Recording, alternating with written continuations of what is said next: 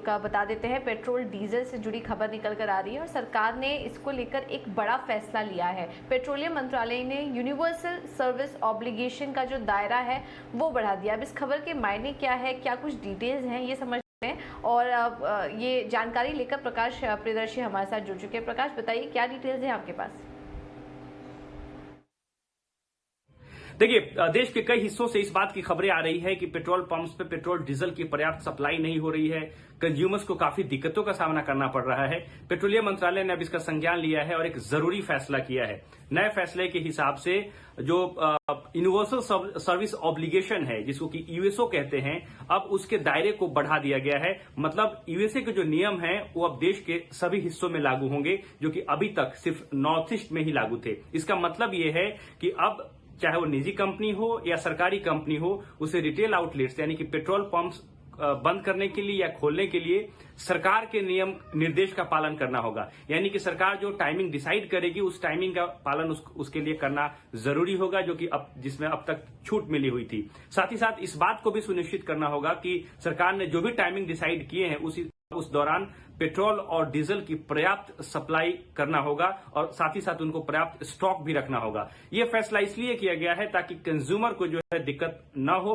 कई ऐसे petrol pumps हैं जहां पर पेट्रोल डीजल की सप्लाई रुक गई है, खासकर वहां पर जहां पर प्राइवेट कंपनियों के पेट्रोल पंप ज्यादा है। उन राज्यों की अगर आप बात कर लें, कर्नाटक है, मध्य प्रदेश है, राजस्थान है, जहां पर ये दिक्कतें ज्यादा है क्योंकि यहां पर प्राइवेट कंपनियों के पेट्रोल पंप ज्यादा है और ये कंपनियां, क्योंकि पेट्रोल पर उन्हें करीब 12-13 रुपए का घाटा हो रहा है, डीजल पे करीब 25 रुपए का घाटा हो रहा है, तो वो अपने पेट्रोल पंप से पर्याप्त सप्लाई नहीं कर रही हैं। करीब 50% से भी ज्यादा की कटौती कर चुकी हैं और इसके बदले वो एक्सपोर्ट कर रही हैं। इसकी वजह से जो पीएसयूज कंपनीज हैं उनके रिटेल आउटलेट्स पर काफी बोझ बढ़ गया है, दबाव बढ़ गया है और जिससे कंज्यूमर्स को दिक्कतों का सामना करना पड़ रहा है।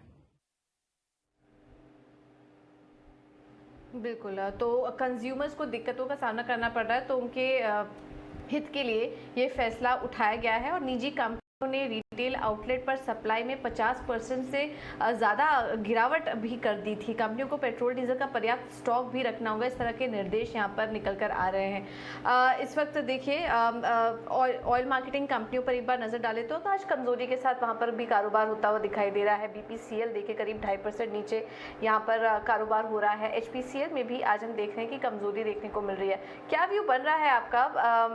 ब्रिजेश, आपसे समझना चाहेंगे, ये ऑयल मार्केटिंग कंपनियां जो हैं, यहाँ पर भी आज हम दबाव देख रहे हैं, कितना और गहरा सकता है दबाव? इस पर कोई ट्रेड नजर आ रहा है आपको यहाँ पर इस समय?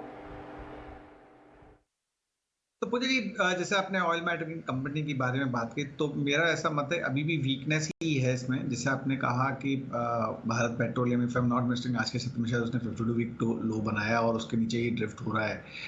304 अगर इमीडिएट रेजिस्टेंस की मैं बात करूँ तो 312 313 के आसपास में, और टफ रेजिस्टेंस की बात करूँ तो 330 के आसपास है। जब तक 330 ट्रेड नहीं करेगा तब तक इसमें नेगेटिविटी या वीकनेस बनी रहेगी।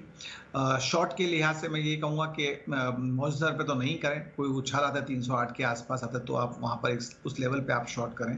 313 का स्टॉप लॉस लेके and play for the target of 300 and below, followed by 275 to 278। HPCL की अगर मैं बात करूँ चार्ट पे, इसमें भी वीकनेस ही है। Lower tops lower bottom formation में ये ट्रेड कर रहा है और आज के सत्र में तो वॉल्यूम के समय थोड़ी पिटाई हुई है इसकी। 210 के आसपास पे ट्रेड हो रहा है। 212 के आसपास अगर ये आ जाता है तो वहाँ पर आप एक बार बेच के चलें।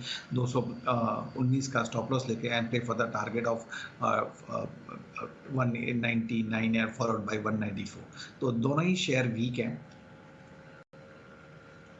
काउंटर्स अभी फिलहाल वीक लग रहे हैं और हम देख भी रहे हैं ऑयल मार्केटिंग काउंटर्स हो यहाँ